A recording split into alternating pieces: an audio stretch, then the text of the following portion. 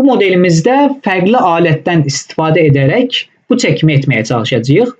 Birinci modelə baxın və incələyin. Əvvəlcə origini hara qoyacağınızı bəlli edin. Məsələn, mən burada 2 nöqtə qeyd eləmişəm. Bu cornerda olan və tam mərkəzdə olan nöqtə.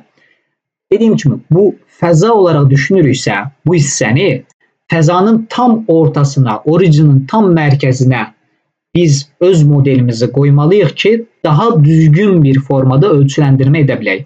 Hal-hazırda bu sizə çətin gələ bilər. Niyə belə elədiyimizi tam anlaya bilməzsiniz bəlkə. Amma gələcəkdə bunun nə qədər faydalı olduğunu görəcəksiniz.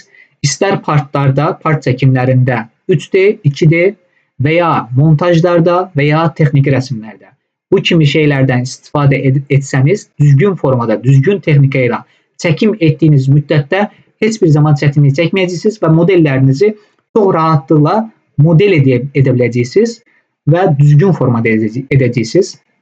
Həmən keçid edək.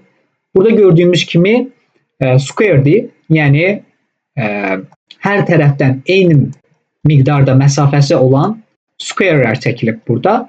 Bunların çəkim qaydalarına, yəni kvadratların çəkim qaydalarına bir göz ataq. Əvvəlcə onu deyim ki, bura gəldiyiniz zaman rectangle'lar, fərqli rectangle növləri görəcəksiniz. Məsələn, bu rectangle'ın tam yanına, yəni düzbucaqlığın tam yanında kiçik bir ikon var. Ona klik eləsəniz, corner rectangle'lar, yəni qıraqdan, cornerlardan çəkilən rectangle'lar var, centerlardan çəkilən rectangle'lar var. Biz ən çox istifadə edəcəyimiz bu ikisidir. Bunu yadda saxlayın, digərlərinə ehtiyac yoxdur hələ ki. Məsələn, corner'a klik eləsək, corner'ı necə çəkirik, onu göstərək. Hər hansısa bir yerə klik eləsəniz, corner'dan bu şəkildə bizim modelimiz çıxır. Bundan fərqli olaraq center rectangle'da klik elədiyimiz yerdən center olaraq qeyd eləyib və böyüdükcə center'dan böyüyür, belə deyək, və ya kiçildikcə center'dan kiçilməyə başlayır.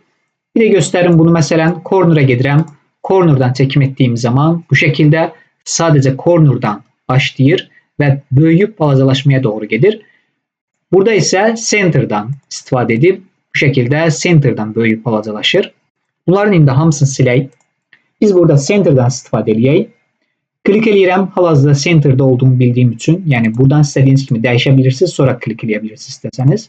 Center'a klik eləyirəm, tam mərkəzinə. Əvvəlcə nə edirdik? Sadəcə bənzətməyə çalışırdıq. Bu şəkildə qoyuram. Daha sonra bir dənə də çəkirəm. Bu şəkildə. Sonra bir də çəkirəm. Bu şəkildə. Bu şəkildə modelimizi çəkdikdən sonra ölçüləndirməni rahatlıqla verə bilərik. İlkin olaraq bu yüz ölçüləndirməmizi edək. Smart Dimension'a gəlirik. Buranın ölçüləndirməsi 100. Daha sonra buranın ölçüləndirməsini verək. 100. Okay. Çölün ölçüləndirməsi verildi. Daha sonra içərinin ölçüləndirməsi var. 60-60. 60 ölçüsü veririk. Daha sonra buradan yenə 60 ölçüsü veririk. Bu şəkildə ikinci, burada gördüyünüz ikinci square'nin də ölçüləndirilməsi verildi. Yəni ikinci kvadratımızın da ölçüləndirməsi verdikdən sonra üçüncüyə keçid eləyə bilərik. Üçüncü kvadratımızın ölçüləndirməsində yenə eyni üsuldan istifadə edib buranı 20 olaraq qeyd edirik. Daha sonra gəlib buradan 20 ölçüsünü veririk və modelimizi bu şəkildə tamamlaya bilirik rahatlıqla. Artıq fully defined olaraq göstərir hamısını. Bu şəkildə uzaqlaşdırıb daha rahat görə bilərsiniz. Mavi heç bir yer yoxdur. Bunun daha rahat çəkim üsulu varmı? Yəni daha qısa çəkim üsulu varmı? Məsələn, hal-hazırda 3 dənə fərqli kvadrat olduğu üçün problem deyil. Test çəkə bilərik. Amma gələcəkdə daha çox kvadratlar olarsa biraz daha çətin ola bilər. Onun üçün nə edirik? Hamısını silək. İkinci bir üsul necədir? Bunun mərkəzindən olanı seçib, rectangle'ın mərkəzindən başladıb. Daha sonra ölçüləri veririk Smart Dimension'da. 20. Daha sonra bunlar arasında əlaqə vermə imkanımız olur. Yəni, biz deyə bilirik ki, bu ölçü 20'dir.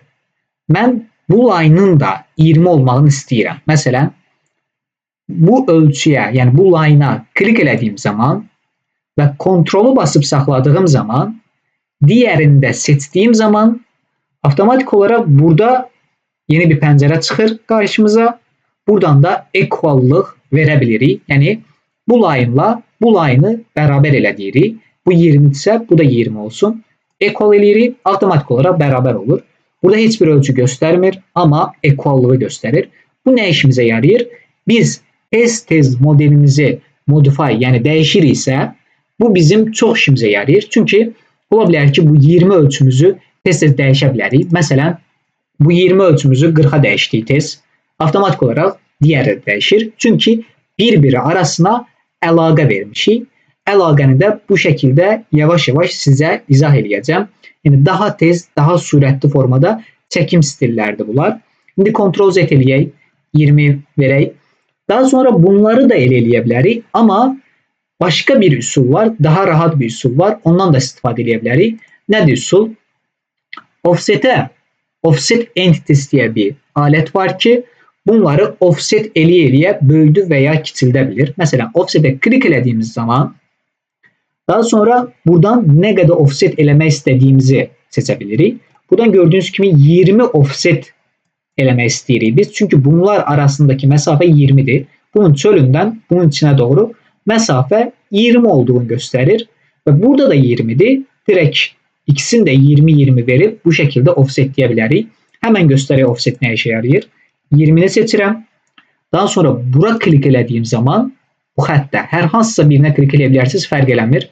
Avtomatik olaraq mən də oxun işarəsində göstərir. Hara doğru offsetlediğin, yəni çölə doğru offsetlediğin göstərir. 20 olaraq offsetləyəcək indi mənim üçün. OK basıram. Avtomatik olaraq 20 olaraq offsetləyir və ölçü falan heç bir şey verməyə də ehtiyac olmur. Bunun xeyri nədir? Yəni daha yaxşı üsul çəkimi bu olduğunu göstərən göstərici nədir?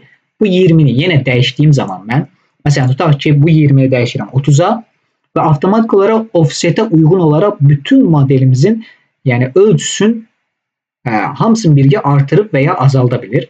Yenidən məsələn bunu 20'ye çəkdiyim zaman avtomatik olaraq bütün modelimizi kiçildir.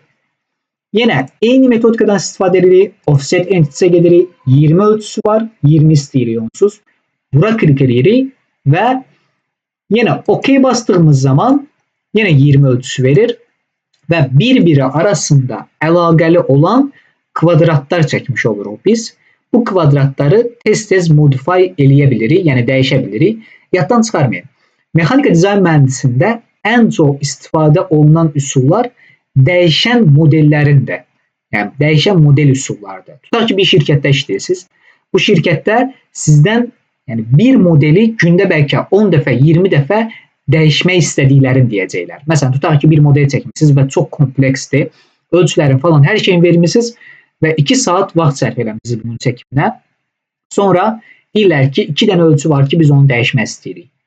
2 dənə ölçünü gelib dəyişdiyiniz zaman bütün model dəyişir, yəni darma-duman olur belə deyək, yəni mənfi mənada dəyişir və istədiyiniz nəticəni vermir sizə. Onun üçün belə bir çəkim yöntəmlərində sadəcə bir-biri arasında əlaqə verərək çox kiçik bir ölçünü dəyişərək bütün ölçüləri kiçildib böyüdə bilirsiniz. Bizə önəmli olan üsul budur. Şirkətlərin istədiyi çəkim üsulları, texnikaları da bunlardan ibarətdir.